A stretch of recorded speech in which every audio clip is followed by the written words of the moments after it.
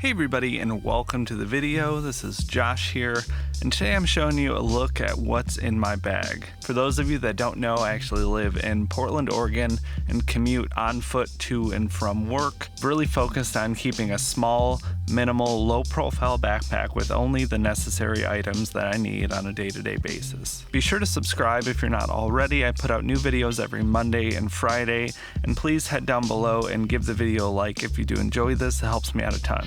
So the backpack we have this year is the Air Tech Pack. I reviewed this probably about 6 or 8 months ago now. It has been my daily driver ever since. I can hands down say it is the most comfortable bag I've ever owned. If you want to hear any more about it, I'll be sure to link the review down below. Opening up this first compartment here, this is where I keep a lot of my small items. We have my phone. I'm currently using the iPhone 10. I've been caseless since last October. I've got a couple of nicks and scratches on there, but still holding up well. Haven't had to replace the screen yet. In addition to that, I also have my Shinola wallet. I got a little bit of trouble in the comments last year for spending so much money on a wallet, but it will still last me at least another decade. I love repping my hometown of Detroit. Up next here we have my pen of choice. I've upgraded from the Pilot G2 to the Uniball Jetstream 1.0. Found out these pens work really great for left-handed writers. You get that nice inky look without smudging it all over your hands and all over your paper. From here I've got my MacBook Charger, nothing too exciting there. Underneath in this bottom pouch, this is another change I've made recently. I used to have my big full bullet journal. I've started carrying just this small field notes notebook. I like having something to be able to write down on paper just in case I'm using my phone as a monitor when I'm filming. We have the original Kindle Paperwhite. This thing is still going strong for me. I was always hesitant to go bookless, but I've just been in love with this thing since I got it a few years back. Next up, I've got my power bank. This is the Anker PowerCore 2 Slim 10,000 milliamp hour battery charger. It supports fast charging.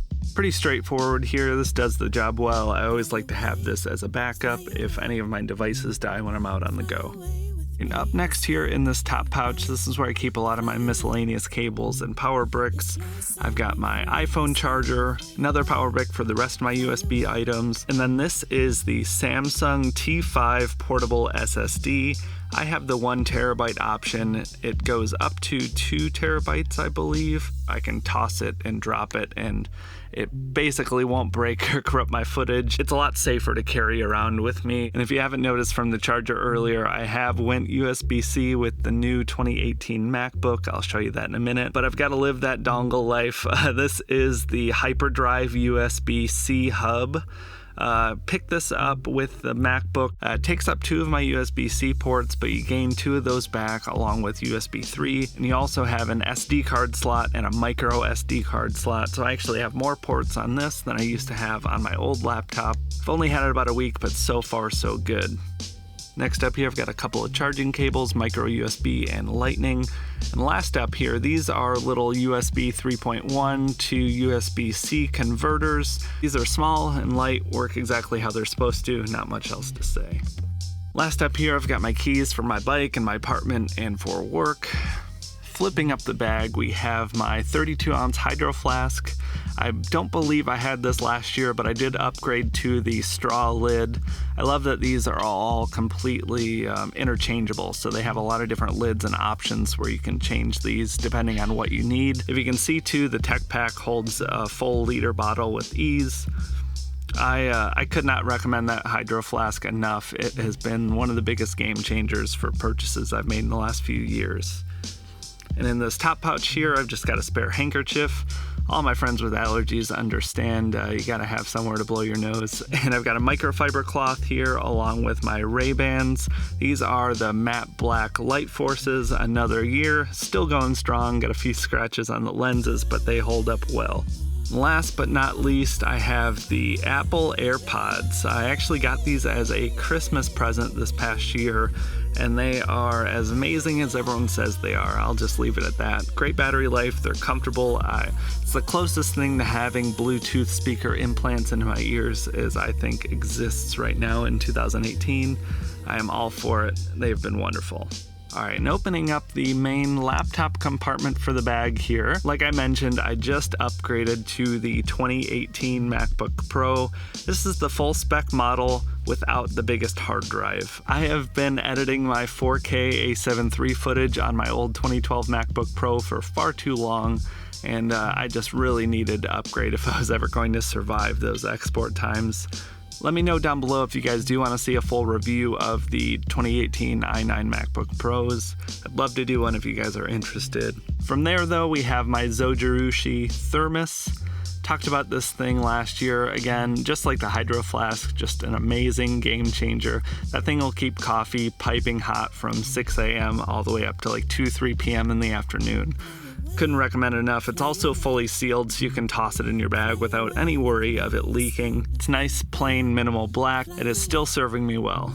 Alright, and last up in this big compartment here, I have a camera bag insert.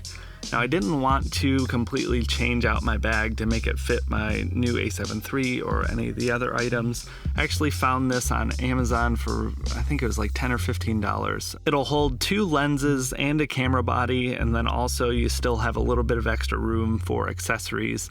I have my sensor cleaner there. I also have my camera strap and a few filters. This thing just fits really nicely into the bag, so I can take it out if I'm not bringing my camera gear with me, but I also have my camera gear secured if I do want to bring it. I also wanted to make sure and mention as well, there is enough spare room in the front of this bag to fit my Zhiyun crane. So it's technically not a camera bag, but it has been doing the job pretty well for me while still holding all of my other regular items. And there is one last back compartment here. I typically don't use this for very much other than a few backup accessory items. I have a hat, and then I also have a waterproof cover. My new backpack is actually water resistant, but I like having my old waterproof cover to be able to put over other items if I have them.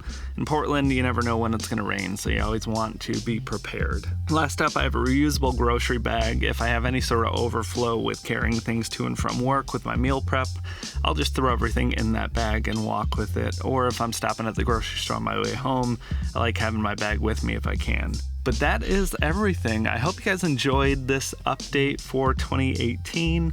Felt like there were enough new and different items to justify. I'm also 1 year wiser for commuting on foot as to what I need and what I don't need. I used to carry, 25 to 35 pounds on my back, so I've really downgraded quite a bit, and it's made a big difference in how my back feels at the end of the day.